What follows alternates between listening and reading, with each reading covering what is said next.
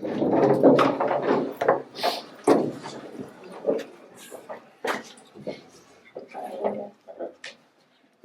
pledge allegiance to the flag of the United States of America and to the republic for which it stands, one nation, under God, indivisible, with liberty and justice for all. Let us pray.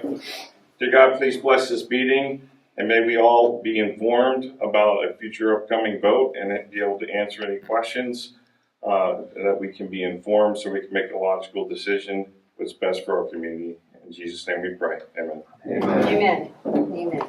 Thank you. As you came in the back, there were a copy of the minutes from last month's meeting. So I'm going to go ahead and make a motion for last month's meeting's minutes to be approved. Is there anyone to second? I'll second. Thank you. All opposed, say. All in favor? Aye. Any opposed? All right. Motion granted. Can't do a treasurer's report tonight. Mac's not here. David's not here either for membership report, so we'll skip that. Stacy, you're the only elected official. Do you want to do a brief update? Nope, I want to get to Amendment 5. All right. We also don't have anyone from Central Committee here tonight, so we'll skip that also. Couple of things before we get to our guest speaker, which is the whole reason we're all here tonight. The Tri-County Fair, that's next month. Well, that's this month. It's in a few weeks. The sign-up sheet for the booth is in the back, just like it was last month's meeting. You still have time to sign up for that if you would like. Candidates, just remember, if you are a paid member and you have already got your signs and things, if you would like for us to put them out at the fair with the club booth, just make sure you get them to us before the fair. Okay? We can, whoever's working the booth will put out everyone's sign as long as they're there. Now. And then the other thing is the 16th. Yes, we don't have a meeting in July because we have the Meet the Candidates Forum for all the candidates who are going to be on the primary in August. And that will be held at the St. Robert Community Center at 5 p.m. Is that correct? That's what I'm. I think it's at 5 p.m. on the 16th of July. And that's a Thursday. But I'll make sure that gets put on a Facebook page so that we can make sure. I'm pretty sure that's what time it is, but it might not be at 5. I had it listed as 5:30, doors open, 6 o'clock start. Do you? Okay, that's what you have to. Okay, so we'll go with that. 5:30 doors open, 6 o'clock the forum starts on the 16th of July at the St. Robert Community Center. All right. Now, before we begin, I just want to acknowledge that there are people in this room who have lots of opinions and maybe opposing opinions, but I want everyone to be mindful and respectful of the conversation this evening. It goes for everyone, myself included. I know we can get into some hot topic debates, and tonight probably might be one of those. So I want to go ahead and welcome Representative Bishop Davidson to our county to speak about Amendment 5 on the upcoming ballot.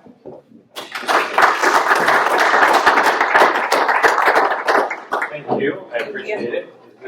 Should I speak You in the can. microphone? What do you think? The mic's not on. So I can speak right here. Okay. Perfect. Hi, everyone. My name is Bishop. I am a state representative from Greene County, so not too terribly far off, about 90 minutes from here. It was a good quick drive to be here with you tonight. Appreciate you all being so engaged and interested that you'd come out tonight to talk about what I think is one of the most important issues. And we could talk all about August 4th. I actually think it's maybe one of the most significant elections in 2026 as a whole, most significant years in Missouri history when it comes to our political history. I mean, some really consequential stuff happening. But I do want to spend time talking about Amendment 5, give you a little bit of context. I first filed a bill seeking to eliminate income taxes 4 years ago.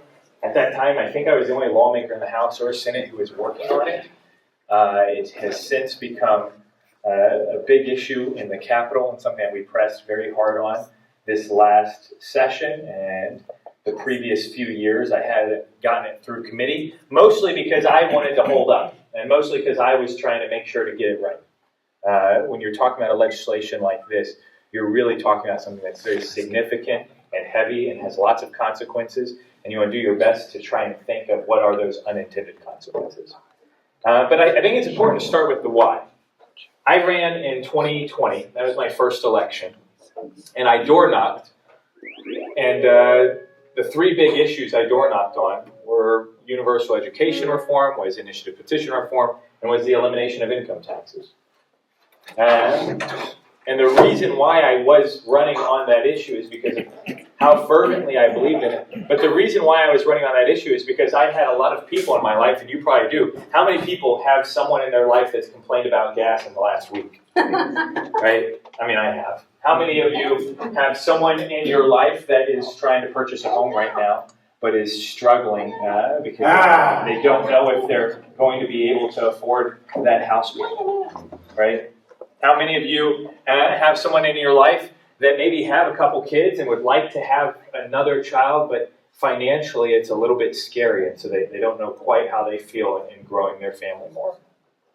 I'm one of 9 kids. I've got 11 nieces and nephews, one on the way. We don't know what kind yet, but I'm not married myself, but I get to see young families in my life as they encounter the challenges of today's economy. They encounter the challenges of an affordability crisis. And it's not just these last couple years. This crisis actually persisted for decades. Housing, if you take it proportionate to a person's income, it actually is 4.5 times more expensive now than it was 40 years ago to buy a house. Healthcare is more expensive. Education is more expensive. Wages have grown stagnant. And they're the things which are flat. And so when we talk about income tax, it can be really dollars and cents, mathematics, economics, very important stuff, but it can kind of be some boring stuff. What I'd like to remember is when we're talking about income taxes, we're talking about taxes that are on a person's work, on their innovation, on their creativity, on their time, on their efforts. We're talking about a tax that is undermining the economy because it penalizes the very thing that grows the economy, which is individuals taking action in their own lives to make their own lives better and the lives of those whom they love. And so the why is important to start with. Then comes the hard part, the how. How do we go about eliminating income taxes? Well, you have 3 big methods as far as I can tell. And if you come up with a 4th, I'd be happy to hear it. But the 3 methods you can eliminate the income taxes with are, you can grow your way out of the income tax. And what this means is you take excess revenues that come into the state, and instead of those dollars going into the coffers of the state, they go back into the pockets of Missourians. And so whatever that excess revenue is, you do a proportionate cut to the income tax rate over time. Now, with economic forecasting, this probably takes somewhere in the ballpark of 25 to 30 years. This is a plan we've actually been implementing with Senate Bill 509 passed in 2014. Over the last decade, your income tax rate has gone from 6% to 4.7%. Yeah. And they thought, well, this is going to cost us $1.3 billion, I think is what they had forecasted. Turns out we've actually generated revenues to the tune of $4.2 billion. That's because we're overtaxed. And so I want to challenge that preconception that more taxes mean more revenues. There's this idea of being overly taxed. It's a whole concept actually called the Laffer curve. I'd love to talk about it at some point in time. But that's one method. You can grow your way out of an income tax over time, although it takes a while. The other method is through cuts. And I've heard a lot of folks say, well, why aren't we just eliminating the income tax and not doing anything else? Why aren't we just cutting it out of the budget? Because you need the money. Yeah, I mean, it's a little more complicated, right? So we've got a big budget, right? It's about $50 billion. We reduced it about $4 billion this year, and I think there are more reductions to come. Of that, you've got federal dollars, other dollars, and the largest discretionary fund we have in Missouri is called your General Revenue Fund. That's where all of your income tax dollars go. The rest of those dollars mostly come from the feds and fees and things like that. In that general revenue fund, you've got 5 big expenditures. That's K-12 education, that's Medicaid reimbursement rates, that's higher education, that's employee benefits, and that's prisons. Those are your 5 biggest lines. If you were to eliminate all K-12 education spending from the state, all higher education spending from the state, and close all 20 prisons down and fire every corrections officer, you'd still be $800 million short. So, do I think that tax spenders, the government, my colleagues and I, should we constantly be looking for efficient ways to use tax dollars? Yes, absolutely. That is a separate conversation, I think, from this income tax conversation. We should constantly be looking for efficiencies. And you should expect that. You should demand that as taxpayers, right? And so then you come to your third method. Your third mechanism of eliminating income taxes is called replacement. You replace that revenue with something else. Our income taxes generate about $7.8 billion right now. So when we talk about replacement, we get into this really engaging conversation, which is which taxes are less tolerable than other taxes, right? I think we all probably find taxes rather intolerable, but which of them are worse? Because not all taxes are created equal. They don't all weigh the same. Some taxes are more destructive than other taxes. And so when you get into that discussion, I'd like for us to compare income taxes with consumption taxes. And the reason why is because if you look at income taxes are destructive to the economy. Why? Economists say distortionary. That's the word they use. It's distortionary to the economy. It's because it penalizes the very source of wealth creation. Wealth is created in an economy when people innovate and create goods and services in that economy. That's what productivity is. And so when you go to the very source and you discourage that sort of activity, which is what you're doing, right? Because you get less of whatever you tax. Do you know that? Some states do a death tax. Guess what they found? Less people die in those states. They move before they die. I'm not even joking, right? Cigarette taxes, you get less smoking. Alcohol taxes, you actually get less drink. You get less of whatever it is you tax. That's how it works. So why do we tolerate getting less productivity while we tax our productivity? But it's more than that. Income taxes aren't just destructive to your economy. They're also not very transparent. What I mean is that they are embedded in every single good and service. No matter what you are consuming and where you are consuming it, that good and service, guess what? Behind that register, behind that point of transaction, there's an income tax that got added into the cost of that good and service. You just don't see it. It's hidden from you. And is it any coincidence that the government now is funded by this mechanism that's hidden from you? I don't think so. I think it's on purpose. I think they want income taxes to be untransparent because they don't want you to know how much a government costs. Because the moment the people start understanding this is what government costs, they might start saying, wait a second, how are you spending that money? What are you doing with it? They might be more likely to demand accountability of those dollars. Consumption taxes, sales taxes, bottom of the receipt, bottom of the invoice. You know exactly what the government costs. You know what the government is charging you for those services. So, it's more destructive. It's less transparent. It's less fair. That $7.8 billion pot that we talked about, a little less than 3 million people pay into it. If you have consumption taxes, you're talking about 43 million people who visit Missouri now paying into that $7.8 billion pot. Because they enjoy the goods and services that Missouri provides, but they don't pay into it.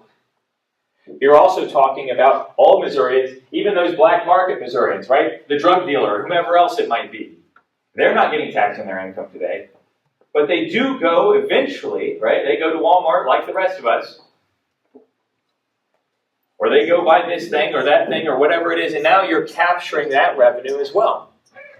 And so I would say it's a more fair tax because more people are contributing into that pot. And really, the more people that put into that pot of money, the less we all have to pay. So it's more fair, it's more transparent, it's less destructive to the economy. I also think the income tax, though, and those are the consumption tax, I also think the income tax is more or less voluntary, I should say. You can't choose whether or not you earn a living. That's literally just a part of life. You've got to figure it out. You don't have a choice. Doesn't matter what age you are. You can be retired. Guess what? You still are earning a living. Whether it's from the work that you had put in before or the work that you're doing now, everyone's earning a living. But you can choose what exactly it is you consume. And I like the idea of taxpayers having more control over how much they're taxed. And so these are what I think are good reasons to say that income taxes are terrible while consumption taxes are tolerable. Then we get into the legislation itself.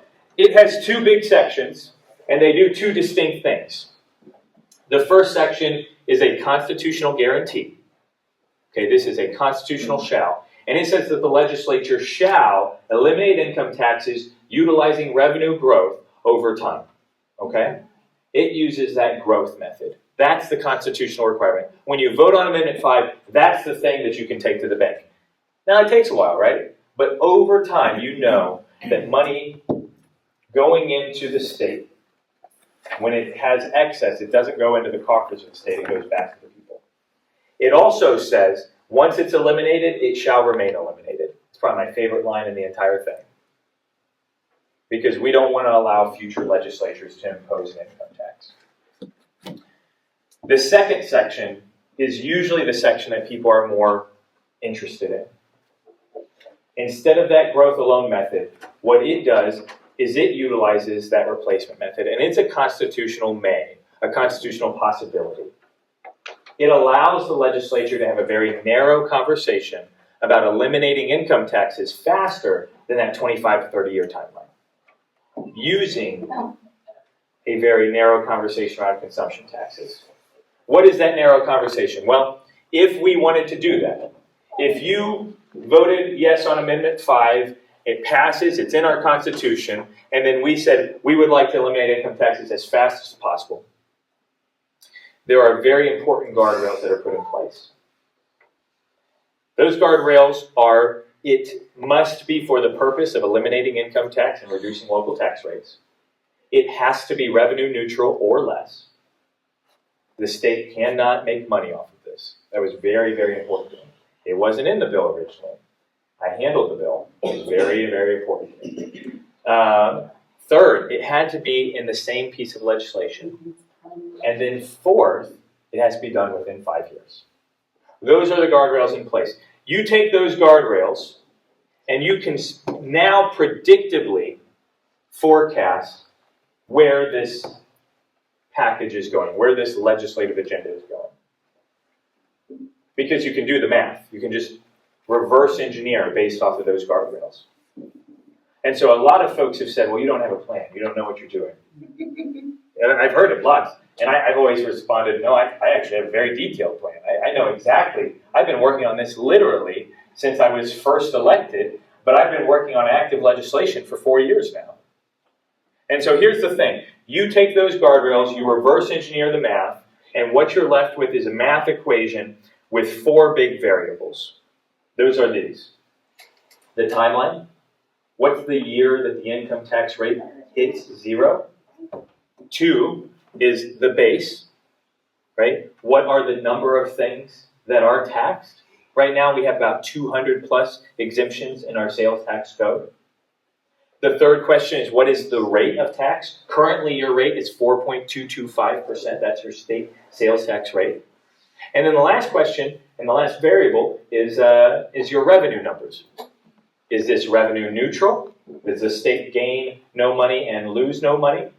We already know constitutionally they can't gain money. So is it revenue neutral, or does the state lose money? Some people call that a cost. It's really just more money in the pockets of Missourians. I don't like calling it a cost. But that's the fourth variable. What I'll tell you right now, each of these variables are interrelated. You pull one lever and it affects the others. And so to give you a sense of where we're at, if you were to have as broad of a base as possible, remember those 200 plus exemptions? Get rid of as many of those exemptions as possible. There's some that are federally required, and you can't touch those, right? Half of healthcare, some of food, airfare is something that's federally exempt. You can't tax airfare. No state does. Gasoline, nonprofits. So baseline exemptions, right? But a broad base otherwise. And you wanted to eliminate your income tax by 2032, and you want it to be revenue neutral, so the state doesn't gain or lose money. The rate you're looking at is 4.97%. How many of you are expecting like 13%, or 9%, or 17%, or 20%? And it's just not true. It's 4.97%. As far as where my data comes from, I like citing my sources, let you know. What I've used is Department of Revenue numbers. That's where you get your revenue picture. That's where you get what you need to replace. And then you go to the Bureau of Economic Analysis. Every year, they publish what's called the Personal Consumption Expenditure Index of every single state. There, you have a report that divides all Missouri spending into 17 categories and 300 subcategories, and allows you to very particularly pick out what consumption is being counted in that base. And then it's a matter of just dividing the percentage to figure out what you need to replace that number with. But it's not just me. Economists from around the country, economists here in Missouri, Aaron Hedlund, a Missouri economist who now works at the White House as the chief economist there in the Council of Economic Advisors, has been a tremendous resource these last years. But it's a 4.97% rate. You then tell me, well, I want to exempt this, this, and this. Okay, we can have that conversation. You're either going to push out your timeline, you're going to push up your rate, or you're going to take a hit on the revenue side, right? Because all four of those variables are related. And so that's this political process. That's how it works.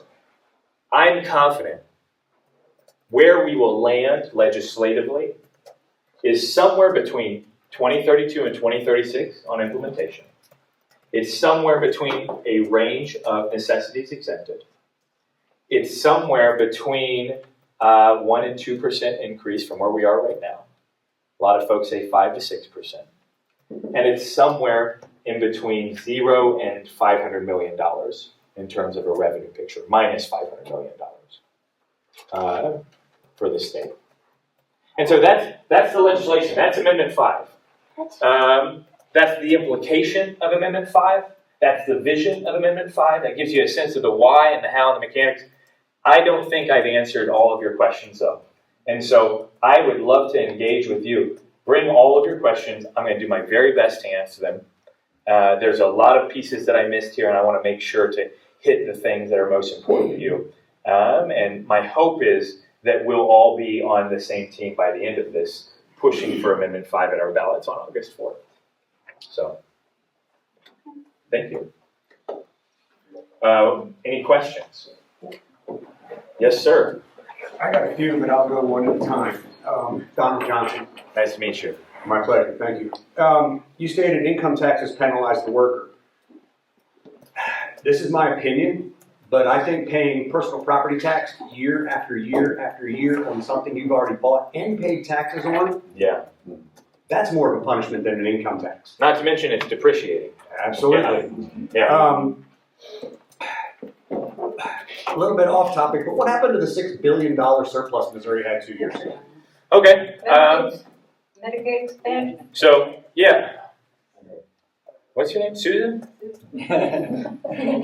Susan, yeah, Susan knows what's up. She's been back here. I've been listening to her, yeah. First question. This amendment allows for the most substantive reduction in personal property taxes that we have ever had in the state of Missouri. Because if you expand that sales tax base on a state level to eliminate income taxes, which of course is where income taxes are collected, right? We don't do personal property taxes at a state level, that's all local level. Then you necessarily expand the bases at the local level. And in doing so, we didn't want to create a windfall. We wanted that money to go back to Missourians in the form of a sales tax reduction or a property tax reduction, or in the instance of like St. Louis and Kansas City, earnings tax reductions. You guys don't have that here, thank goodness. But there is substantively the most, the biggest opportunity we've had before to actually take a serious look at personal property taxes. The challenges with it have always been that that's a local tax that is locally assessed, Right. locally levied, locally collected, and locally spent. And that makes it a little bit harder. But I think there is some possibilities within Amendment 5 to take a real bite out of personal property taxes. As I read the bill, and I'm not legally, it's written in legalese, so it was a little bit confusing, but as I understand it, the personal property tax will go down only if the county shows an increase in revenue. Yeah, so it's whatever that increase is as the base expands. And so I guess it is you could phrase it as only if, but there's no question of whether or not a county would see increases in revenue if their sales tax base expanded from the goods they're taxing now to all of the things that we're contemplating there. Okay. Does that make sense? It does, good explanation, and my last one, if anybody doesn't mind, because I'm taking up everybody else's time doing this. There's a lot of opponents that say this is gonna hurt people like me, military retiree, on a disability pension from the military. I don't have an income. My spending is gonna stay the same because I'm gonna need my groceries, my gas, my taxes and everything else Yeah. paid. But I'm not going to see any benefit from the loss of income tax because I don't have taxable income. Same thing with a lot of the elderly on Social Security. Yeah. And there's a lot of chatter. That's a lot of. I'm sorry to see there wasn't a bigger turnout. If half of the people that were participating in some of the discussions on Facebook would have showed up, this room would. Amen. And that's where a lot of the problems. And I'm sure it's statewide, nationwide. Everybody likes to complain, nobody shows up on the ballot. I work for the county clerk, I know how poor our voter turnout is. Yeah. But what is your opinion on that stance? Yeah. Because I'd love to take some information back to them. Yeah. No, that's a good question. So when it comes to like seniors or even pension payments, which are subject to tax, subject to income tax. Retirement accounts are subject to income tax. So we are looking at eliminating all of the income taxes that exist, right? Including those taxes that are now on retirement accounts. And it's true, seniors aren't paying income taxes on Social Security income. And the reason why is because we eliminated that 4 years ago, 5 years ago, something. Is since I was elected, we eliminated that. We also eliminated capital gains tax, which disproportionately benefits seniors as well. And we also did a senior property tax freeze. Right. And so we have done actually a lot, and we've done our best to look after those who've gone before us, right? And we've done our best to look after them. What we're looking for is a package that benefits everyone together and creates an opportunity in the whole state of Missouri. And what we're also trying to do is codify those protections that we have put in place for those seniors. Because there's nothing that stops that from being reversed. There's nothing that stops it at all.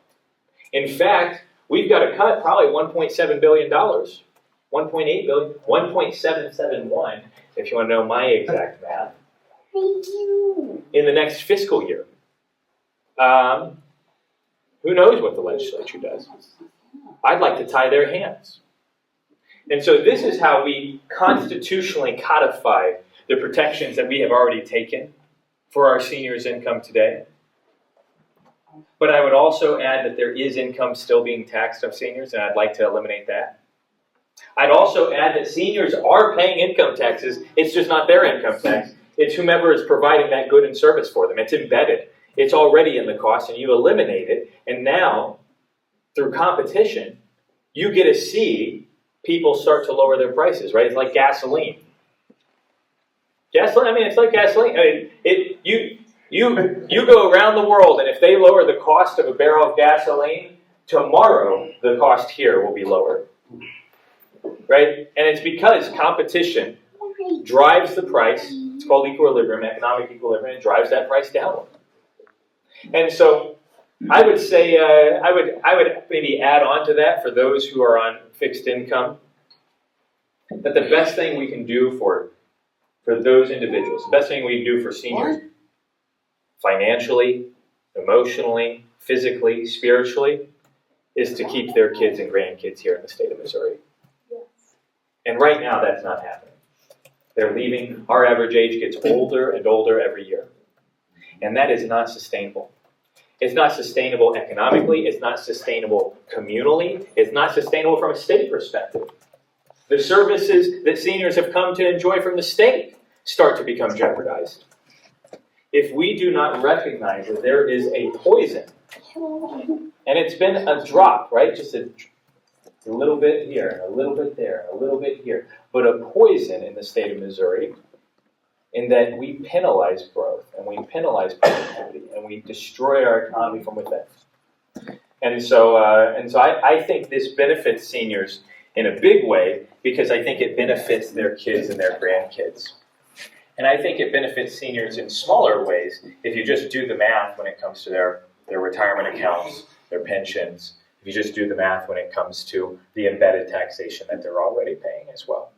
It's a really good question, though. Yes, sir. Real quick on that note, Jason Gillespie, nice to see you, nice to meet you. Yeah. You talked about broadening the base and how that's going to ultimately benefit those seniors, but it's going to take 5 years before that expanse drives growth into the state so that there can be a competition, right? That's going to take time. It doesn't happen overnight.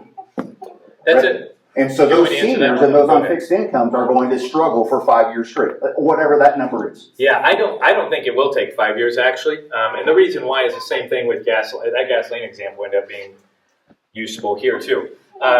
If you are someone who's looking to invest in the state of Missouri, once we predictably are on a path to eliminating the income tax, the cheapest time to invest will be now.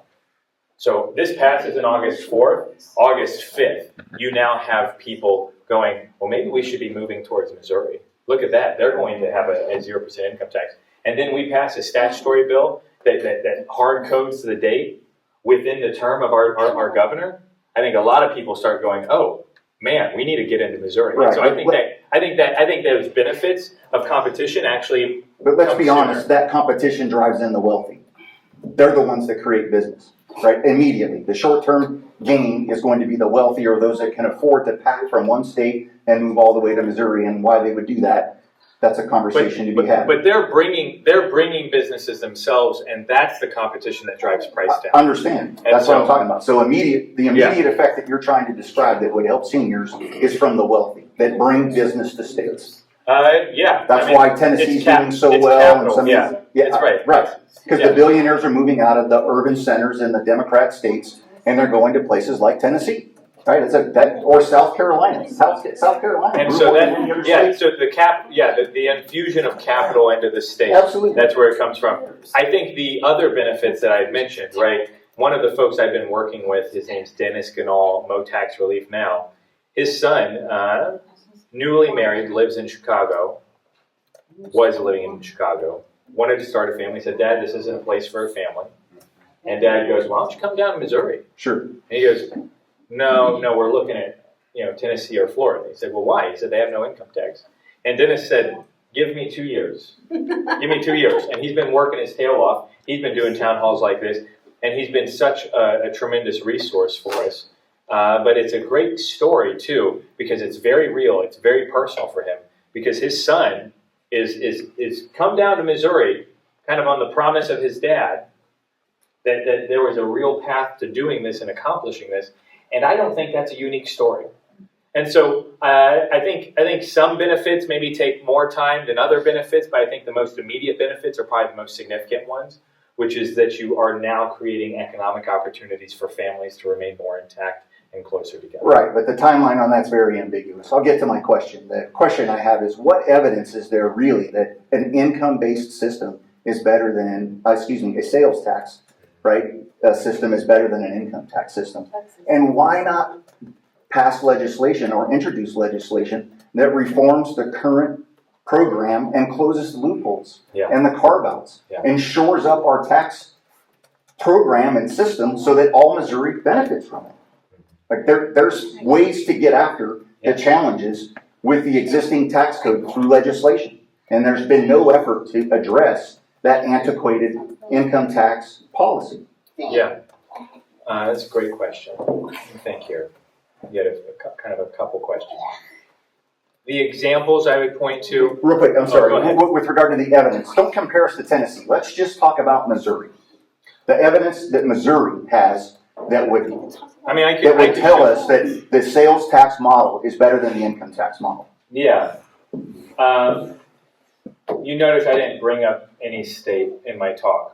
Right, but it's easy to compare But Tennessee. I think it is. I think you have. I mean, if you want to talk about evidence, I don't think it should be overlooked that the 10 states or the 9 states without income taxes are outperforming the states with income taxes tremendously in population migration, in gross state product growth, right?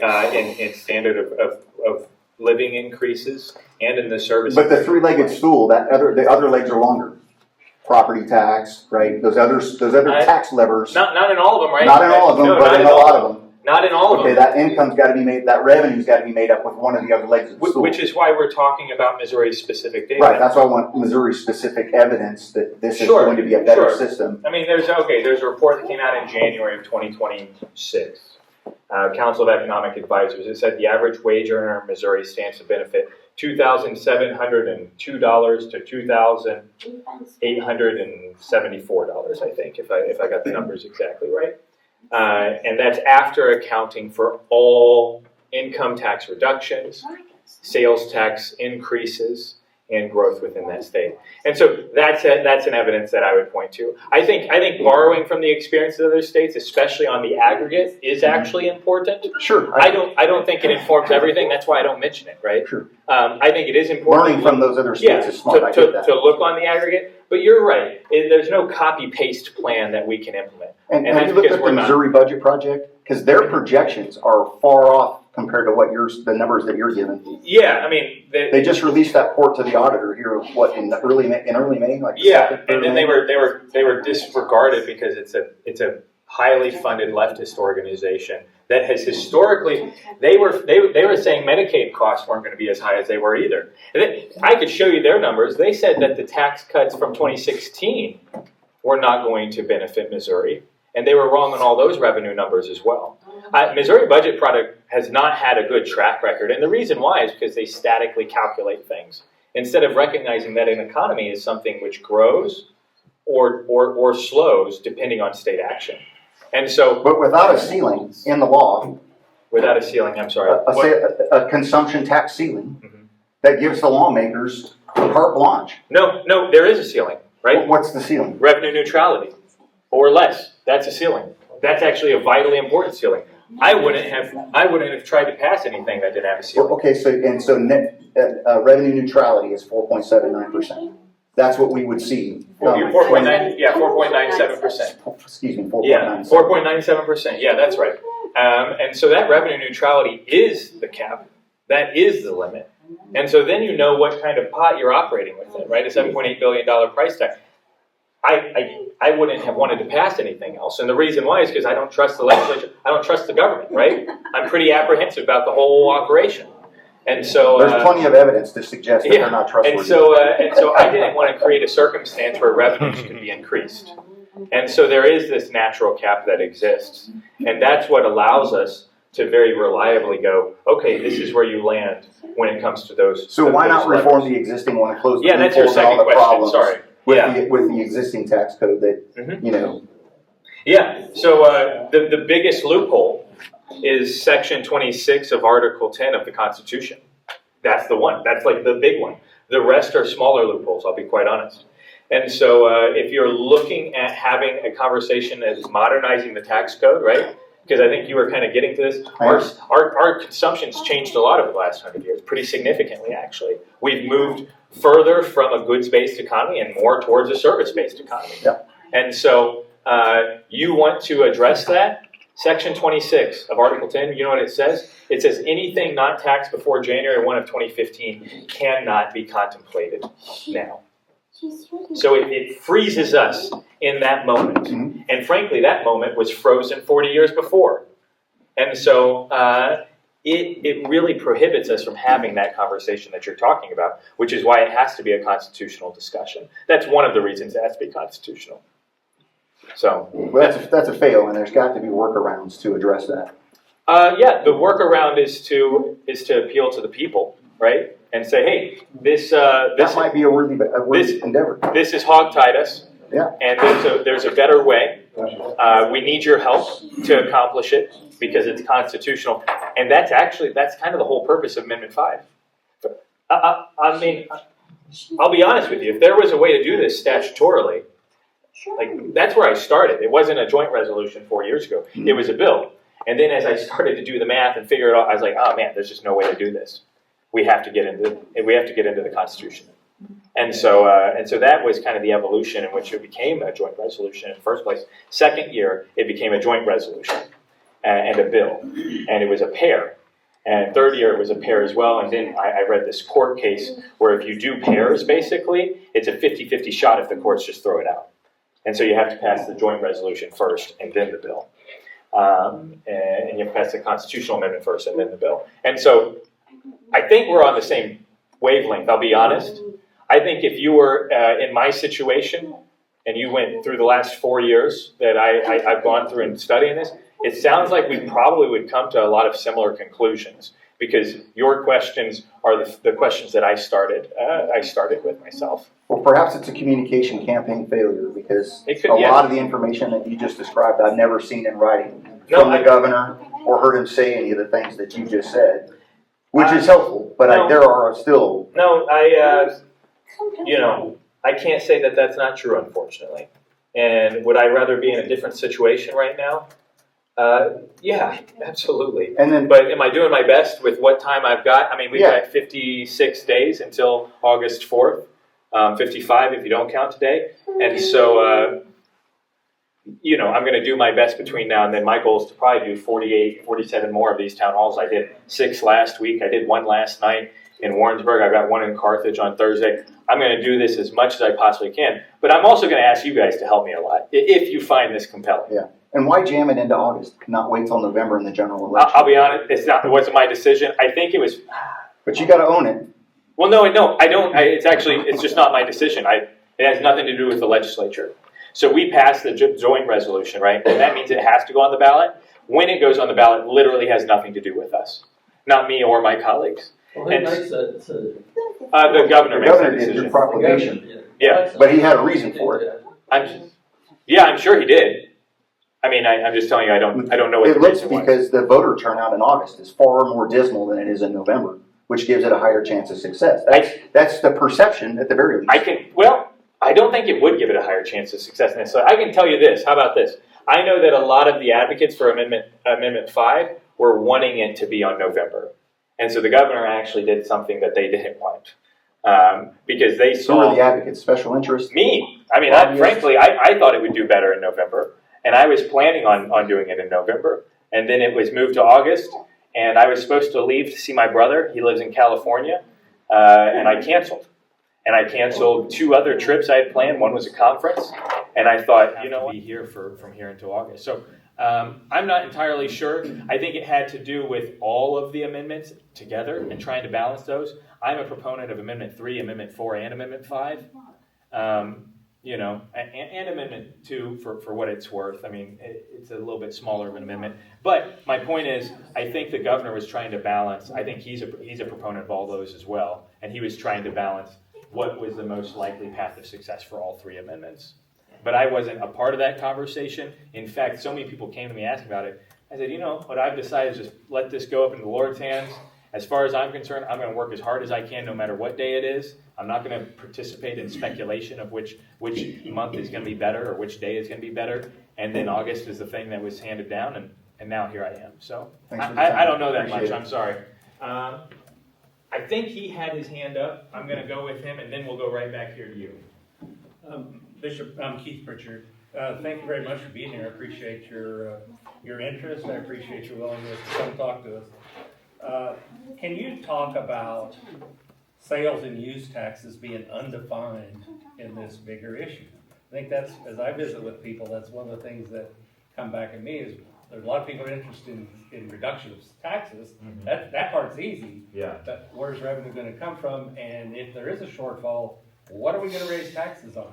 And I think all of us citizens deserve some kind of understanding there, and that creates an issue that is really challenging, I think, for the general populace out there. And then just a small comment, gas prices have went ballistic. And we get no gas whatsoever out of the Suez Canal, which is what's driving it up on a worldwide basis. We produce enough gas in the United States to not have to be experiencing this, but world pressures and the opportunity for profit incentives have pushed our gas prices up too. And I really think that's an influence that doesn't seem fair to we in America that have plenty of gas and plenty of opportunity to do it. But that's possibly a different conversation. But I'd really like to have you address what sales tax are we going to look to raise if we need to raise them to meet our targets. Yeah. First of all, that second piece, you're right, it's a different conversation, and frankly, it's not one I have any influence over, right? I'm a state representative. Yeah, that's one you and I are just in the same boat, and we're going, what the heck, why aren't we? Because I've heard that we could sustain ourselves for 100 years based off the oil reserves we've got, And I'm thinking, well, why in the world are we not doing that anymore? But your first question is a good one. Here's the thing, all goods and services, their costs are increased by income taxes. All of them. And so I think we need to have a similarly broad view when we talk about taking that tax, which is untransparent and hidden away from you, getting rid of it, and then having a conversation about replacing it with a more transparent, more fair tax for sales. And so that number I've given you, 4.97%, that's based off as broad of a sales tax as possible, right? Except for those federal exemptions, some of those things that I specifically named. That's a very broad sales tax on goods and services, the consumption in our whole Missouri economy. And then from there would be a conversation, I think, about which necessities need to be exempted from it. But I think we need to be as broad as possible. That allows you to have as low of a rate as possible. That also mimics and mirrors the broad impact that income taxes currently have on your economy, the broad impact that income taxes increase the cost of every good and service you consume. Thank you. So quickly, I'm sorry, forgive me, so the 4.97% is based on if you would just tax in 200 of those goods and services? Yes. Which is very unlikely because there's future legislative sessions that are going to define what those are. Minus federal exemptions, which is 42% of healthcare, 7.1% of food, airfare, gasoline. Yeah, as broad. That's the floor. Mm-hmm. That's the starting point. Right. And so, yeah, that's all right. exactly Thank you, sir. Appreciate it. What was your question? Well, Keith kind of touched on one of my concerns. No, he's our banker. He can ask whatever he wants. He's looking out for us. We appreciate you, Keith. Thank you. One question I have for you. I'm hearing this 4.97. Yeah. What is the current rate? I believe it's 4.4, isn't it? It's 4.225. Okay, so you're talking about a net increase in tax of less than 1%. Yeah, which is what. Wait a minute. Yeah, go ahead. Okay, I love that because it would be very easy. I mean, I'm no legislator. I know both of our reps voted for this being put on the ballot, correct? Yes. You both voted for it, so you're for it. Maybe we could ask you about this, in a minute, because I'm curious. There were no town halls, there was nothing. I had to look and see how you both voted. You both voted yes, put this on the ballot. Okay, so it's 4.9% is the magic number that you're looking for, that's going to solve all this. And everything will be transparent. No. Instead of doing that, you say it's going to be an incremental test. It'll take us time to get there. Why don't you gradually work towards increasing the sale tax and then throttle back the income tax that way? Then you leave the Hancock Amendment alone. So, yeah. Do you want me to answer? Sorry, I don't want to I'm interrupt. not done yet. Yeah, go ahead. There's a lot of pieces here, so I'm trying to make sure I keep track. Well, Go ahead. I think the pieces are pretty obvious. Okay. Okay? What's The 4.97 is your number. You're pretty close. We get little incremental, little nips and bites everywhere anyway. Why don't you all get together and instead of, taking your best guess at how this is going to impact us and on what goods and services, we don't have a list of what's, going to be left alone. But with government, there has to be boundaries, there has to be barriers. Because you will take everything you can get, and then you're gonna go after more. That's been my experience too. Okay, so, if all you need is 4.97 to make the income tax go away, why don't you just try incrementally increasing it that way, leaving the other protections for us in place, and get rid of your income tax? Everything else can stay the same. We won't have to wonder if, when we go to the doctor, are we gonna be paying use tax on this? No, maybe not that, but you're gonna have to pay use tax on the syringes. We know how it works. We're senior citizens, and we know you. So, would We you like me to answer? Yes. Okay. So, first of all, we also eliminated senior citizens income tax You and don't have capital to gains play tax. us. No, just it's not tell playing. us. It's not playing you, but we have to be honest, right? We have to be honest both ways. I was there when the gas tax was passed, late at night. I spoke against it. I voted against it. But I was also there when Social Security income taxes were eliminated, and I was also there when property taxes were frozen for seniors. And I was also there when capital gains taxes were eliminated.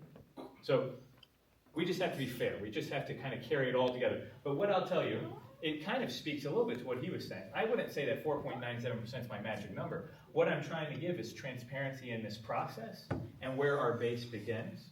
But the reason that 4.97% number works is because the biggest loophole that you're talking about, that he's talking about, the biggest loophole that exists is a constitutional one. And that number only works if you address that loophole. And what exactly is this loophole? Because I'm having trouble. Yeah, so it's, I don't know what the amendment was, but it was passed in 2015, and it said any sales tax that wasn't in existence prior to January 1, 2015 cannot become in existence. And so it was passed in section 26 of Article 10 of our Constitution is what it is. And so that went into effect in 2016, if I'm not mistaken. And so that's the biggest loophole that I'm talking about, because it kind of codified it, locked in our sales tax code at that time, which was a sales tax code that was already riddled with all sorts of exemptions in place. Okay, so you still haven't addressed, are you trying to, and it sounds to me like you're trying to just eliminate the Hancock amendment. I was going to address that next. And that, to me, is an extremely loud red flag. Well, that Hancock amendment was put in place to keep stuff like this from happening. I'm 100% with you. I'm glad that it's a red flag to you. It should be. In all this I saw here, I have not seen the Hancock amendment mentioned one time. You want me to tell you why? Yes. Okay. So the reason why is because the spirit of Hancock, what's the purpose of Hancock? It's to not allow the government's revenues to grow without a vote of the people. That's what it does. It's section 18E of Article 10 of the Constitution. It was passed in 1996. The section we're talking about actually isn't technically Hancock, which was passed in 1980. It's technically the Farmhand Amendment. But that doesn't matter. It's a great amendment. Something that we should protect, we should care about. It should be red flags if anyone is ever touching it.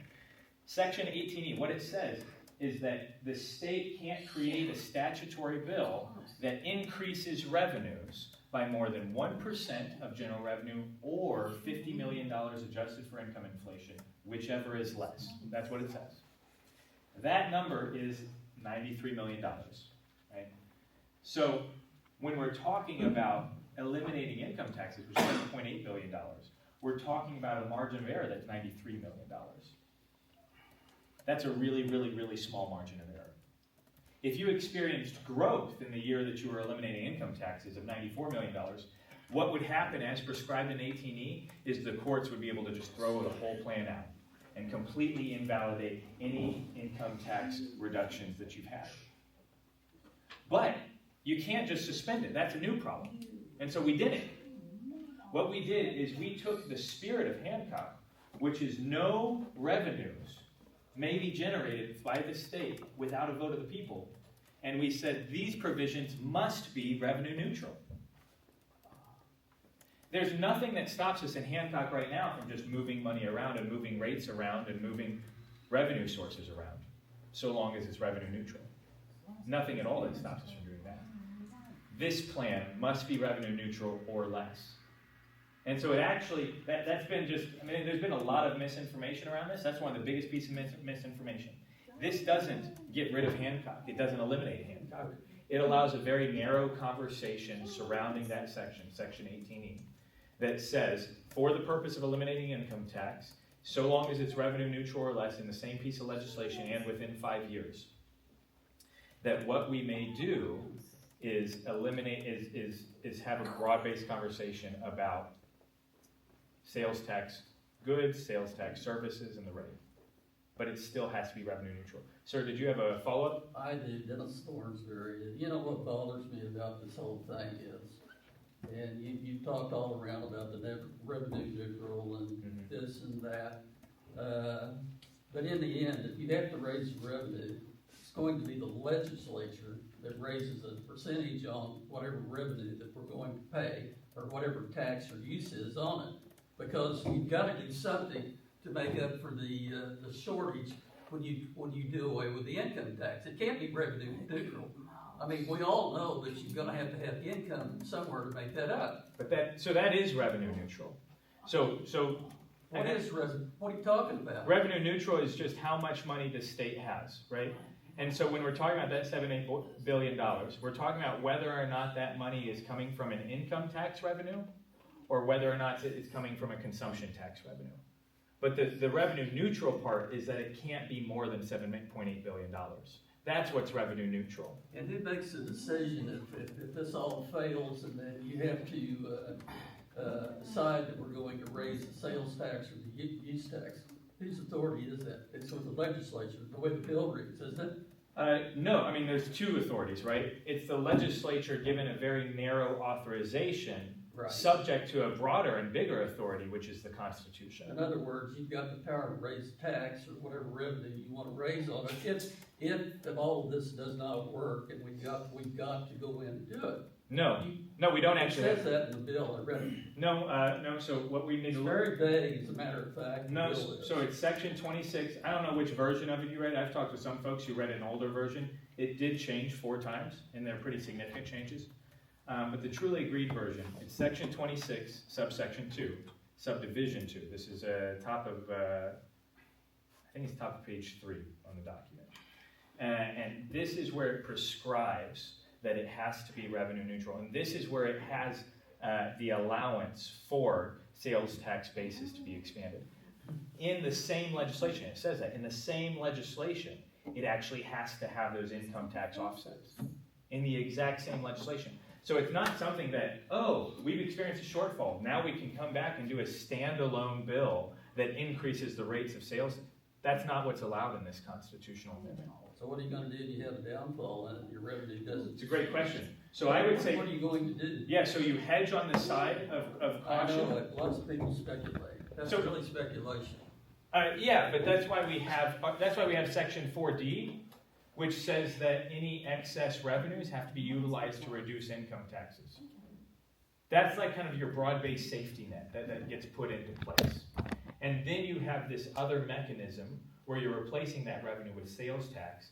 And if there are extra revenues, then those excess revenues have to go towards a further elimination of income tax. Sounds good. And so there's a little bit of speculation, a little bit of forecasting that you're talking about, but then retroactively, it then picks up the pieces, whatever's left over, and it further eliminates the You know what? Or further reduces. I'll just be honest with you and tell you what I think about Amendment 5. Mhm. I think you're going to create the biggest tax increase in the state of Missouri when this is all said and done.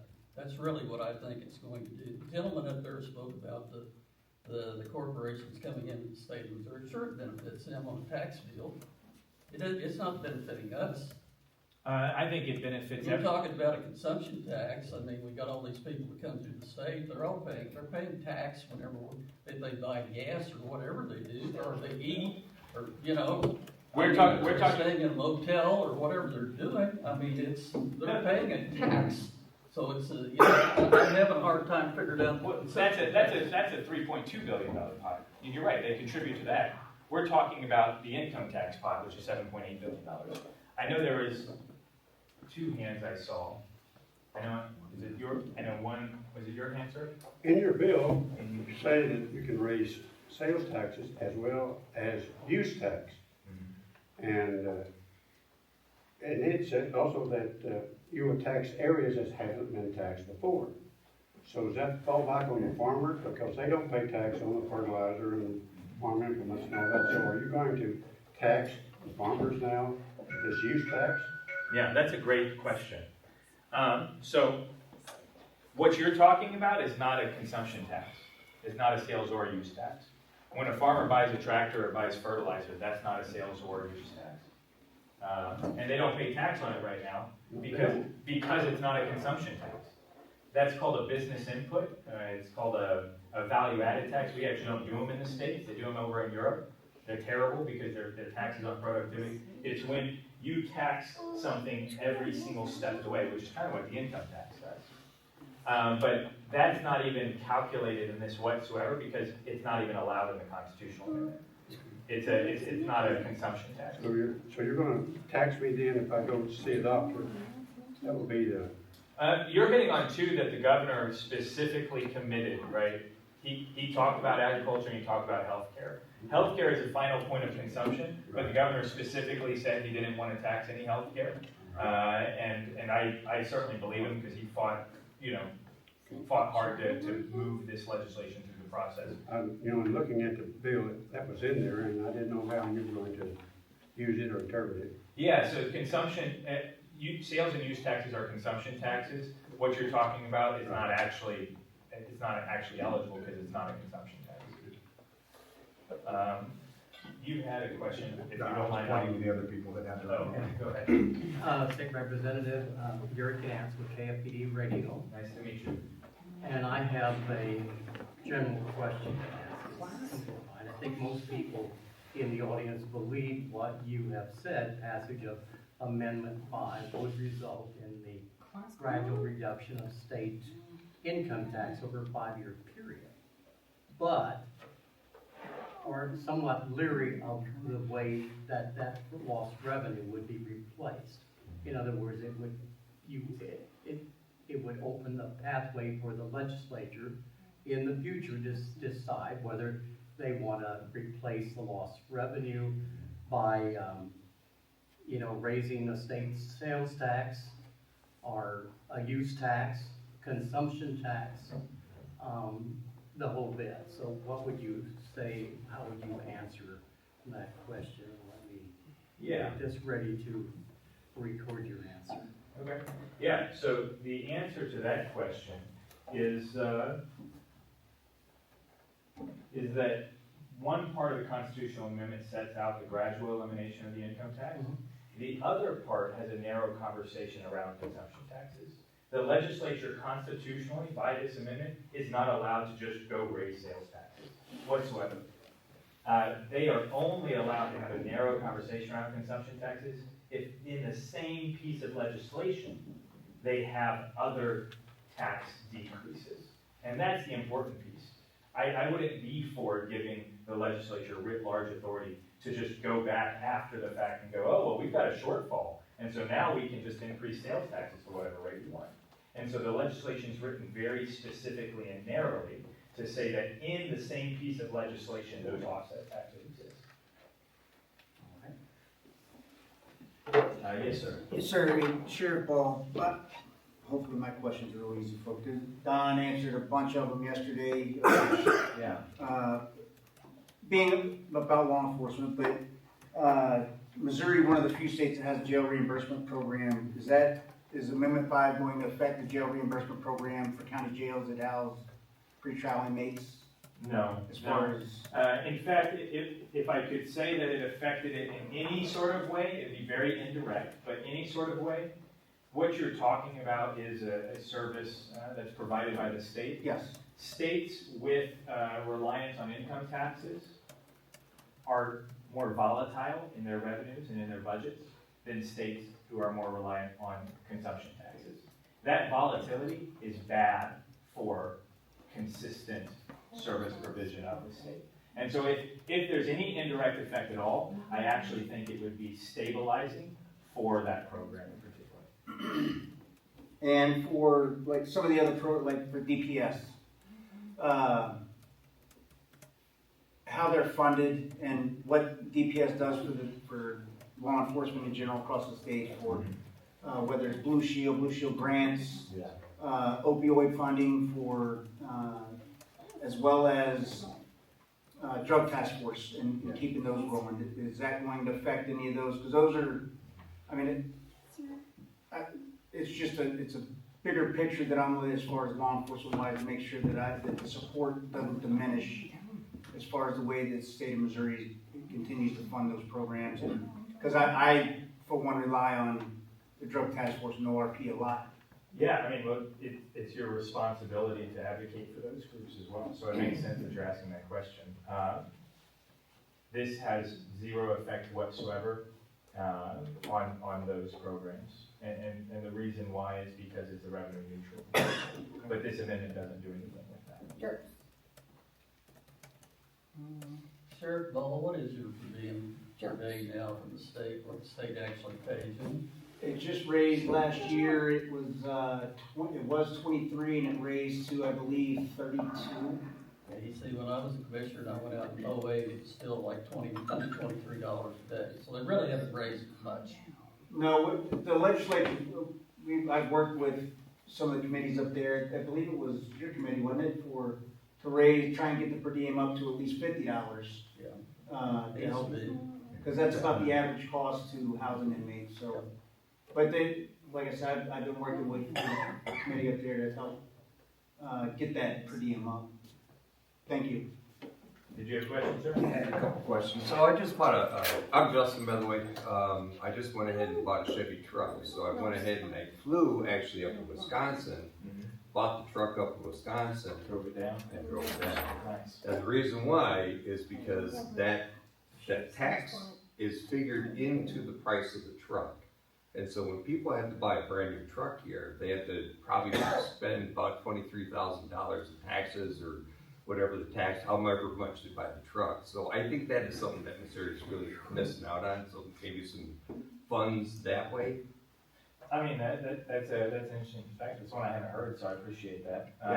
Yeah. I think we have to probably contemplate all these things. I mean, one of the important things we've been considering when thinking about this is border states, right, and what their sales tax rates are, because you don't want to see business leaving the state of Missouri. That's really important. So, and I would have bought my truck right down the street, but because of that, I was like, I can't find it. Illinois has a 6.25% rate, and then Kansas has a 6.5% rate. That's where the larger population centers of the state are, and so those are things that we're watching really closely. But that's an interesting thing to consider as well. All right, 2 more questions. Yeah.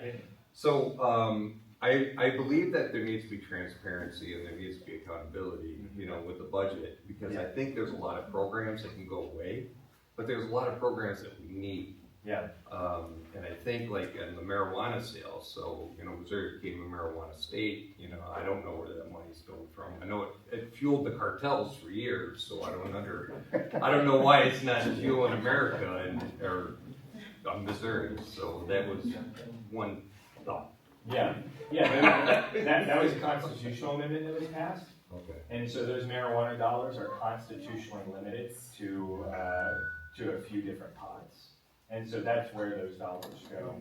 But it's a constitutionally restricted fund. Is there a way to change it? You'd have to pass a constitutional amendment. And so there's not a way to change it legislatively. Now, there's some things you can do kind of within the budget, but those dollars specifically go into those funds. And so that's where it goes right now. I think it's a 6% sales tax rate on marijuana goods. So that's also constitutional. Yeah. That's constitutionally. So, yeah, I mean, it's a 40-page document, and our whole Constitution is 200 pages. Yeah. So 20% of our Constitution is just marijuana. And so they basically took a bill and put it into the Constitution. That's what I'm saying. And what that means is we can't change it. And it's very complicated. Because if you put that many details in the Constitution, you go back and go, oh, I wish we would have done this instead. Or you can make it smaller. Yeah, statutorily, Yeah. you can do that. Right. Constitutionally, it's a little bit harder, because it takes a whole statewide campaign. Gotcha. And then we've heard a lot of pros about, what the Fifth Amendment is gonna do. Yeah. I'm an ex-officer, so I like to know the pros. What are our cons? What is the bad stuff? Yeah, I think we've written a constitutional amendment that sufficiently hems in the legislature, puts those barriers in place to mitigate as much of the bad. Because the threat to me was the same threat that you feel, which is I don't want the government growing. Right. So we've successfully gotten rid of that problem. What are other problems? I think there's a general cost to change. So anytime you change any system ever, it just has an embedded cost. What most of us know in our day-to-day lives is cost of change is real, but then also there's a return on making those changes in our own life. Like how many times do we know, oh, this new job I'm gonna have to learn all these things and change my route, and I'm gonna have to do this differently or that differently. So there's those costs that exist. Yeah. But we make that cost and we hold it up against the benefit of that change as well. And So I'm more looking towards the people of the county and what are the cons for the people? For the county? For people, period. Oh. Because it sounds like it might go Missouri-wide, right? Yeah, so this would be Missouri-wide. So what would be? Yeah.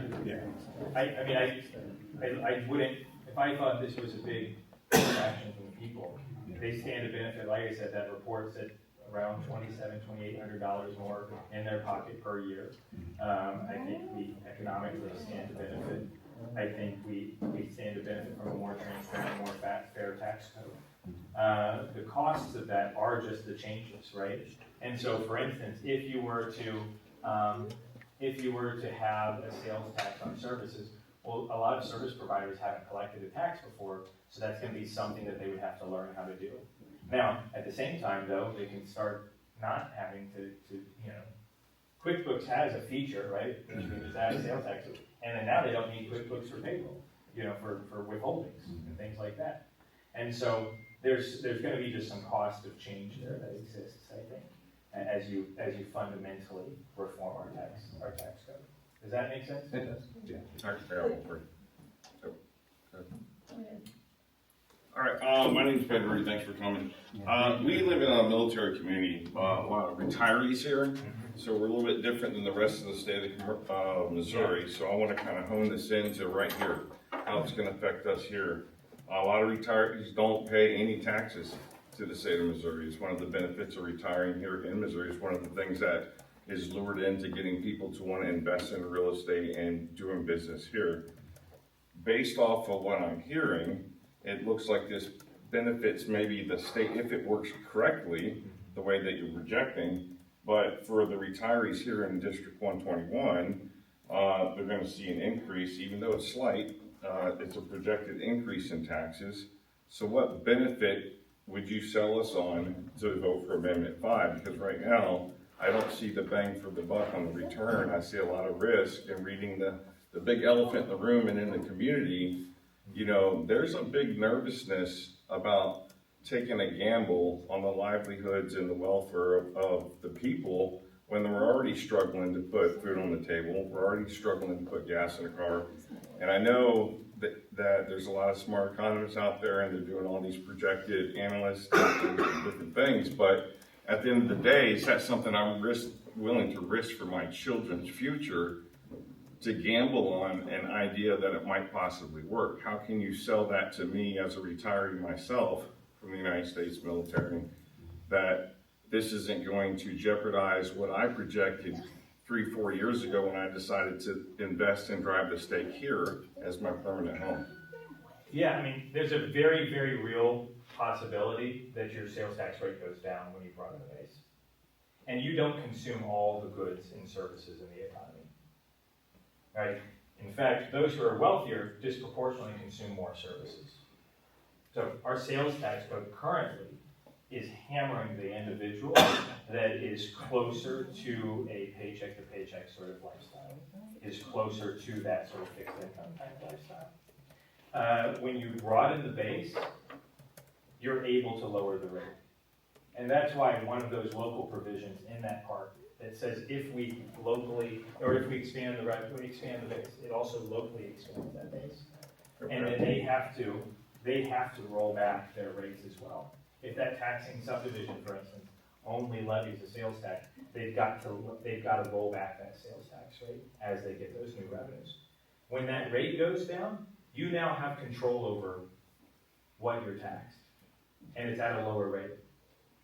And so I think that's probably the big takeaway is right now our sales tax code is really, really narrow. By broadening it, you actually get to not only eliminate income taxes, there's a very real way to lower the overall sales tax burden. And so I would say that there are real dollars and cents, right there on the line when it comes to that individual. But then I would more broadly speak to the fact that we know that what you tax, you get less of.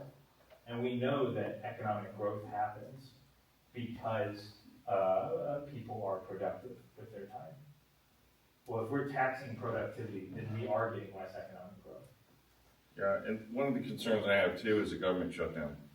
The impact of that when you have a military community that most of them aren't even paying taxes here anyway. Yeah. Now you freeze their pay.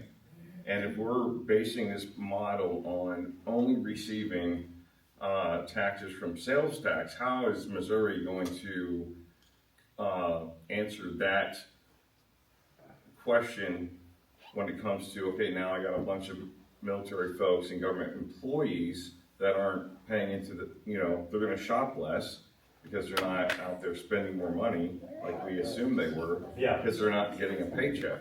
Or just so how is that going to impact this directly? Or just a more broad recession. Yeah. I mean, a government shutdown can produce some. It happens all the time. Yeah, or just a recession or something like that. Yeah. You have to compare it. Because someone asked me the other day, they're like, okay, so the next recession comes and we get less spending. What does that do to our revenues? Yeah. Well, you also have to say, what does that do to our income tax revenues? And this is what I was talking about before. States that rely on income taxes are far more volatile. So when a recession comes, we plummet. I mean, our revenues really take a hit. Those states that rely on consumption taxes, a recession hits them, no doubt, right? Because a recession hits everybody. But it's less severe than states like Missouri. And so I actually think this stabilizes the budgeting process. And I look at states that rely more. You think or you know? I You want us to vote. You want us to vote on it. Well, okay, so let's intuitively walk through it. Yeah. I can point to the other states and prove it, right? Yeah. I don't only assist deals in absolutes. That's a Star Wars joke. But anyway, what I would tell you is we can intuitively work through it, right? If a recession occurs, what does an average home do during a recession when it comes to their spending? They cut back, right? Yep. But they probably cut back somewhere in the ballpark of like 10 to 15%. Right? They don't stop all of their spending. You can't stop all their spending. They still have payments to make. Now, what they are doing is dipping into savings or dipping into other accounts, right?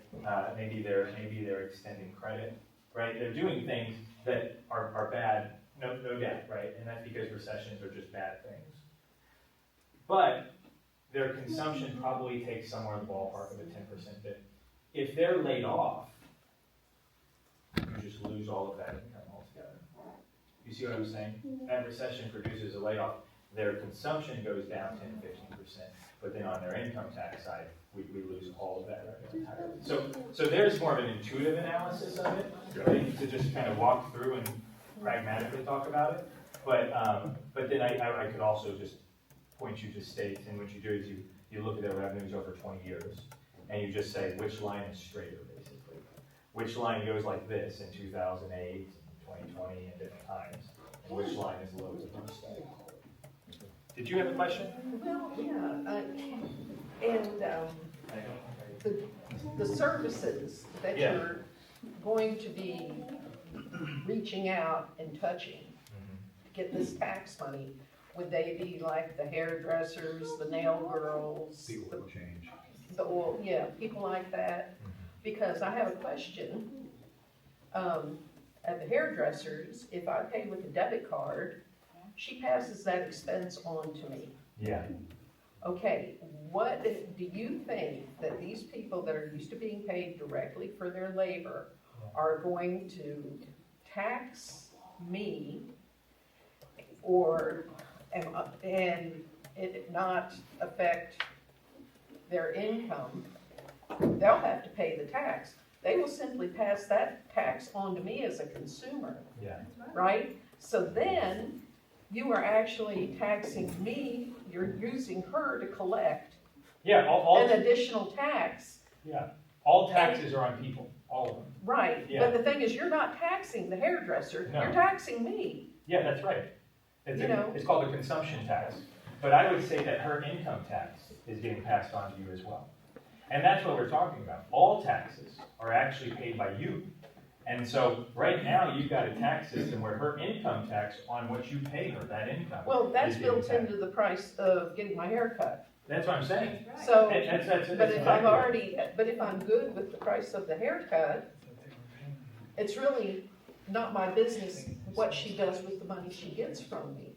But then she will be collecting another. But it's your business what the government does with it. And right now, the government is taking that price that's built into your haircut, and you don't even know it. You don't even see it. That's why I think a consumption tax is more transparent. She can now lower her price 4.7%, and then she could have a service, right? Right there that exists, 4.97 or wherever it's at. But that service, right, that sales tax is now transparent to you. You actually get to see exactly what the government costs. But you're right, all taxes are paid by people because all taxes get built into the cost of goods and services. One of the things I despise about gas taxes, you know what I really hate about them? It's that it's built in. I wish it would just do a little second window beneath it and said exactly what I was getting taxed because it's built in and it keeps people placid. It keeps the people of Missouri, right, not really realizing what the state is costing them. Well, of course, you have a really good point there, but I the really extra appreciate it. $10 tax that I'm gonna pay on getting my hair cut wasn't there before. But the income tax now can go away too, is what I would say. That's the important piece. Would you rather that tax exist? Here, what do you got? I love how excited you are. Her haircut right now costs $100, guesstimate. Sure. What you're saying is that with the elimination of the income tax, her haircut person better lower that price to 90 because she's not paying that That's the income point. tax anymore, but she's gonna raise it back up to 100 because now she has to pay this use tax I'm not or saying service tax. I'm not It's saying going to make my haircut cost I'm an not extra $10. I'm not saying she better do anything. What I'm saying is that Supposed to. what I'm saying is someone will come along and say, "Hey, I'll offer haircuts for cheaper." Right? So this is how competition works. The cost of your service gets wrapped into a price, right? And then what happens is that if someone is trying to provide a service over time, and they're trying to drive their price down so that they get more people to come consume their goods and services. No, but wait a minute. Yeah. What you just said, Yeah. and I really hope you didn't mean it, Okay. because I think that you are a very well-intentioned man. I think you put a tremendous amount of work into this. And I think your heart is in the right place. The government does very few things really well. We all know that. They're here to help.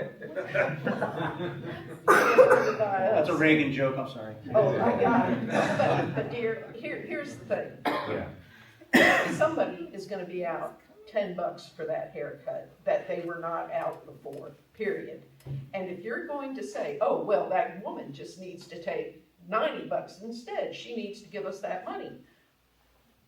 Why Why is her work worth less? Because you want the money. No, it's not to us, it's not to the government. But you're saying that she has to drop her prices. No, I specifically said it doesn't have to, because you said, you're telling them they have to. I'm not saying they need to, or have to, or do any of that. What I'm saying is, in a free market where everyone gets to decide how they want to do business and with whom they want to do business, you might really like your gal, and you might be willing to go, you know what, it's now $106 or whatever it is, I'm going to pay $106. But some other hairdresser might say, you know what, I'm paying less in income taxes, and instead of me getting that savings, I'm going to pass it on to my clients. And so they reduce theirs, right, back down to 100.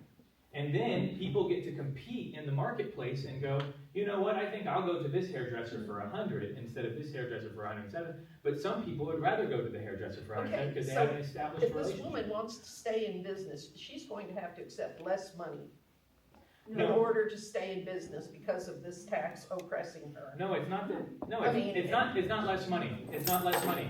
It's the same amount of money. It's that the tax exists either hidden from you behind the point of transaction, or it's transparent to you in front of that point of transaction. Okay. And so that's the important thing to consider.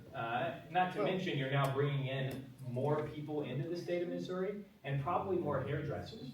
So this is kind of this is the way that our free market has worked. Well, that's supply and demand. Yeah, that's exactly right. That's different than what we're talking about.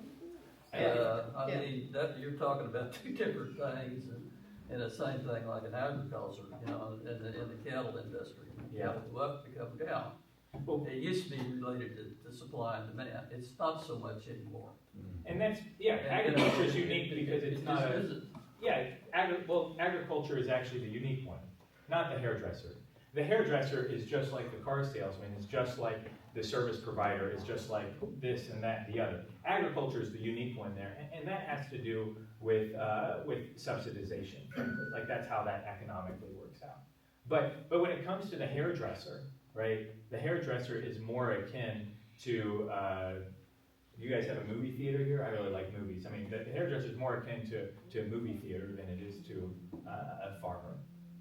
And so, but this isn't, I mean, he asked great questions about the farmer. This doesn't affect that whatsoever. Is there any verbiage in the bill that says that? Yeah, because it's a consumption, it only allows for sales and use taxes to be utilized. And what he's describing is not, it's categorically not a sales and use tax. It's a different type of taxation. Is there any verbiage anywhere saying what services will be brought in to this tax?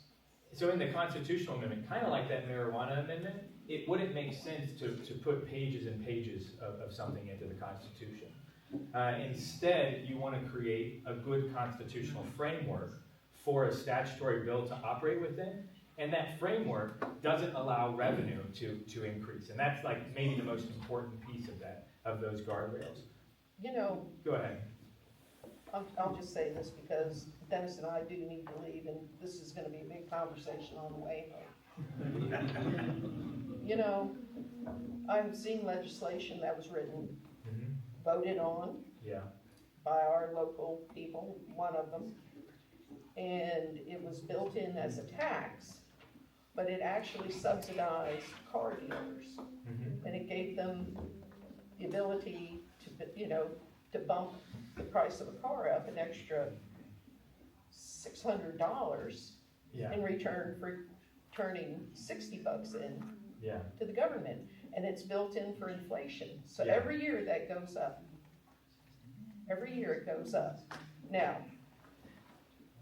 this is a reason why people need to be aware of what is in the bill. I love this. I really do. Like, genuinely, because car dealers is another one. It's legislatively prescribed. It's a very weird industry. It's very interesting. You're obviously very smart, and you've got a real keen sense of what's going on. I think you and I are similar, I'll be quite honest. I crafted this legislation very specifically because I don't trust the government. I don't trust the government whatsoever. But the question you and I both have to ask the other, what we all have to ask, is do we think systematically, if we just created a whole new system, Do we think that it's better to tax someone's productivity and their time? But you're taxing the hairdresser's productivity. No. A sales tax is not taxing their productivity. Well, An income tax is In taxing a their way, productivity. because if she has to take less money, she's gonna have to take more clients. So what it's taxing is actually your consumption. It's not taxing, because you said, this is a tax on me. That's right. It's taxing your consumption, not her productivity.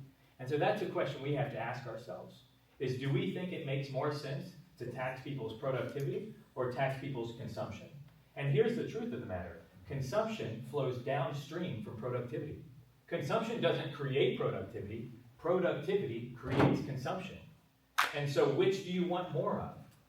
You want more productivity so that you can get more consumption occurring in your economy. You can't make people consume themselves into being productive. So I think that's. But that's what our fundamental question. government has done. No. The government has become a tremendous consumer.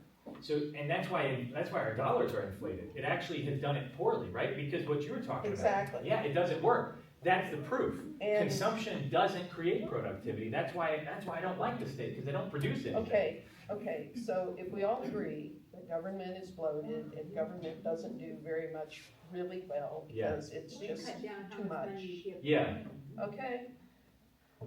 Why not, instead of saying, hey, just trust us, we're not gonna do this to you. Yeah. We can, but we're gonna be okay. You know, we heard that with Yeah. the Obamacare and everything Yeah. else, right? We can't take that chance again. Yeah. As well-intentioned as this bill is, my opinion is, I'm going to put my money with what I know. Yeah. And you do have the opportunity to, you know, if this tax is going to be based on, you know, the income you get from slowly increasing the sales tax, correct? No, it's not. It all has to be in the same legislation. So But it's not that how are you going to do that? Because we don't pay our income tax until the next year. You know, so you're gonna go ahead and collect the sales tax now, right? So- And you're not gonna be able to know how much income tax you have until after everybody pays, right? You reduce the income tax simultaneously, like what we were saying, right? So you create a forecast and you hedge, and then what you do is you have this safety net underneath that says if there are excess revenues, it further reduces the income tax rate. But you start, as you're increasing a sales tax base, right? As you're expanding that base, you immediately are reducing the income tax rate at the same time. But your question fundamentally, I'm not asking you to trust us. Like that's not the thing. There's really no guardrails on this thing. Well, there's very clear guardrails. No. Only in the eyes of the beholder. You know, there's some gray areas there, and I'm listening to you. I don't think it is the eyes of the beholder, right? I've got the legislation.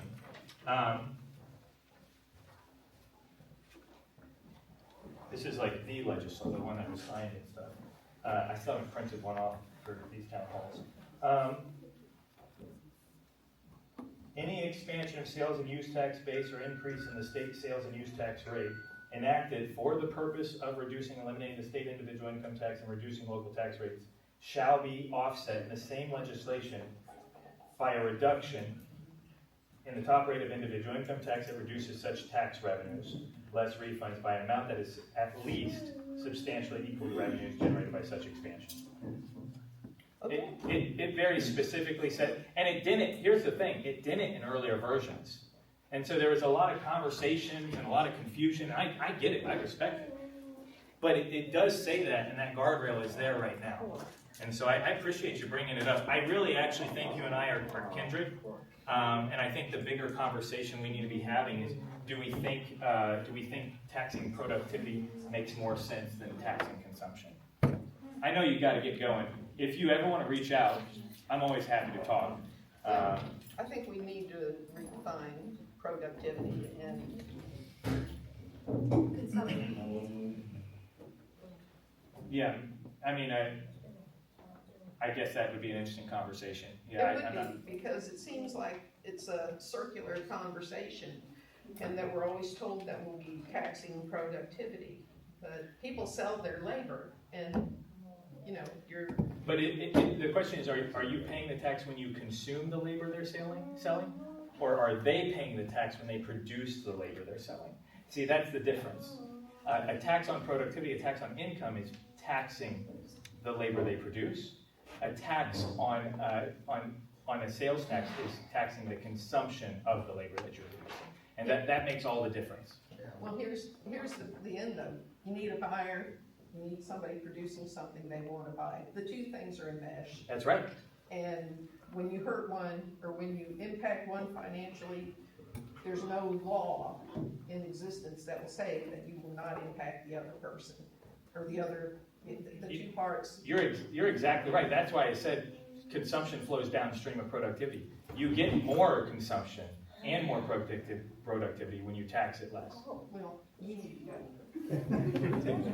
Thank you. I appreciate the discussion. I hope that was edifying. I got one more if you got time.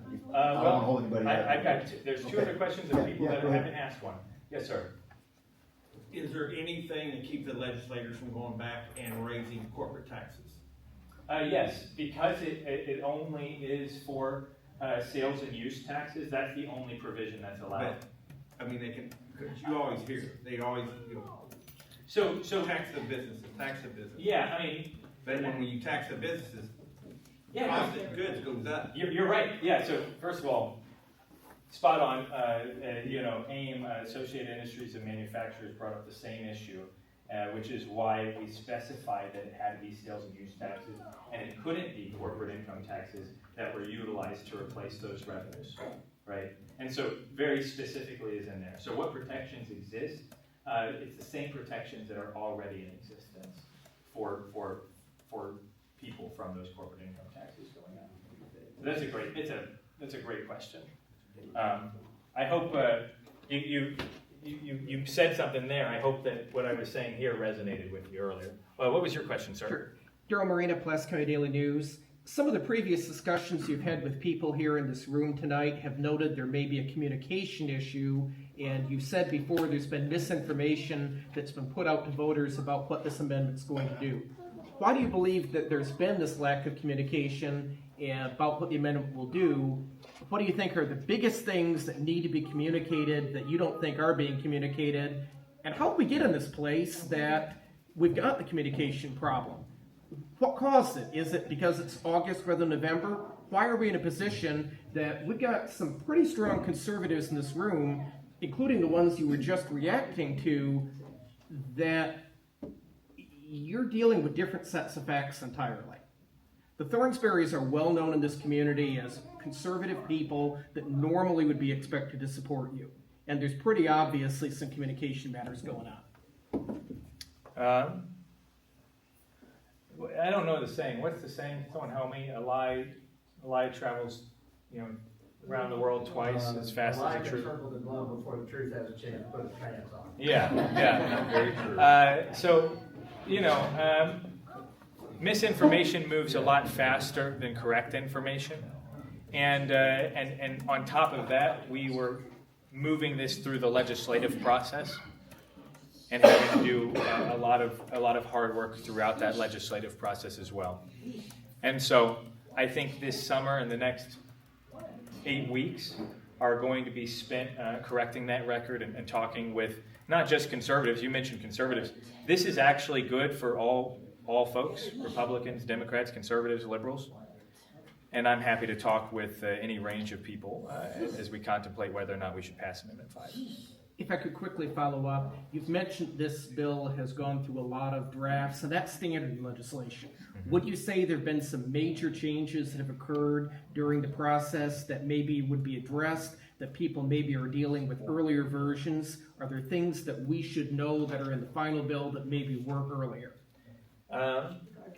Yeah, the guardrails weren't in the original bill. And so the final version, the truly agreed version, was not what was filed. And it has very specific guardrails in place that doesn't allow the government to generate revenue off of this. And in doing so, it really fulfills the spirit of the Hancock Amendment. So. Thank you, sir. Yeah, you mentioned the $7.8 billion, right? That's the general revenue fund that this sales tax is going to replace, right? That's the delta. Yeah, that's the income tax. What's the average increase in spending in the general revenue fund every year, year over year? So we're actually going the other direction right now because we have spent too many. Who had asked the question? You had asked the question earlier about the $6 billion of COVID dollars. And so we have been spending a lot of surpluses, and now we're on our way back down from spending those surpluses. I can give you a pretty complicated answer. It's hard to know what the increase is spending in because we're actually moving in the opposite direction this moment. And that's because we don't have those surpluses. The broad-based tax rate to replenish that general revenue fund. If healthcare cost is one of those big line items, right? Mm-hmm. Healthcare costs climbing every single day. Every single day. So we have a balanced budget though in Missouri, which means that it's not about the cost of a thing, it's actually just about the revenues that are in the state revenues. Right, but as that coffer depletes, it has to be replenished. Right? And as the cost of those services, pensions, you decide to build another prison. It doesn't have to be replenished. So what I would say is a legislature, when they're trying to replenish that coffer, they need to enact pro-growth policy that makes everyone in the state better off, not anti-growth policy that penalizes people. And that's what taxes are ultimately. And so we've not replenished that in that way. What's happened actually is as we've reduced taxes, we've had steady growth in our economy and therefore steady growth in those revenues. And that's what's occurred over the last 10 years. So the $7.8 billion is a stagnant number then? No, I'd have to look at what it was last year exactly. I mean, I know that 7.8 billion, it hovers anywhere around there though. It's pretty close. And that's largely because wages have grown stagnant and population in Missouri is like 0.1, 0.2% growth each year. So it's very, very small growth.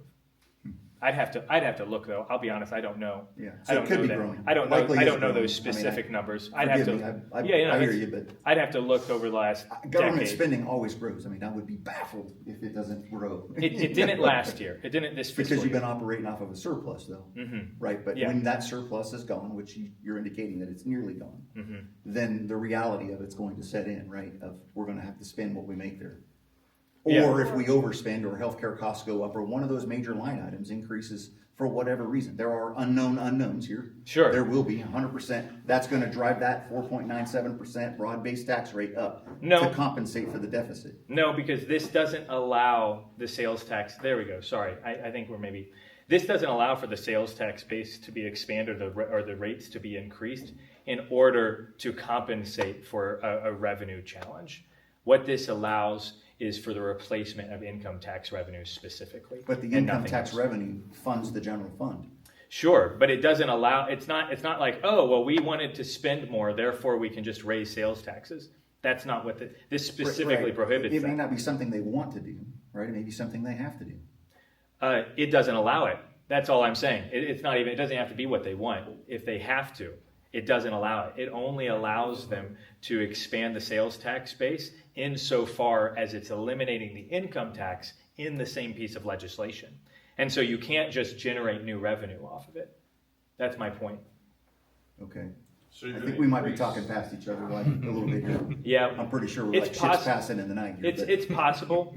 It sounds to me like you're asking if we find costs have increased and we need to increase revenues, can we utilize the sales tax to do that?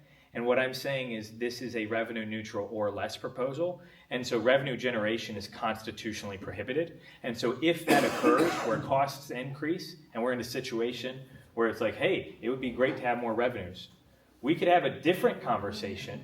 We'd still have to go to a vote of the people because this constitutional amendment doesn't allow revenue generation. Then that delta now becomes a significant deficit, which creates some problems.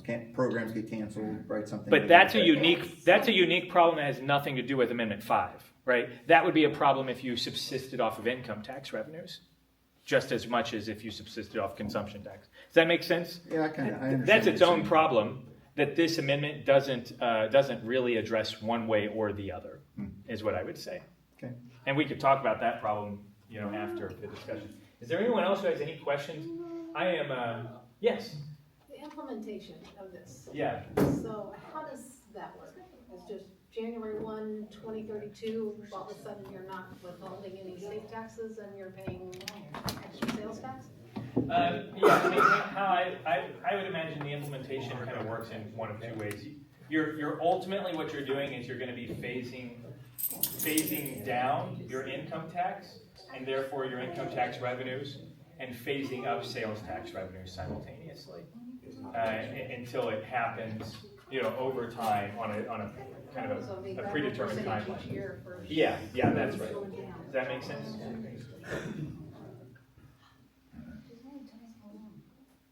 You guys, we are still here. Look at this. There's a lot of talking.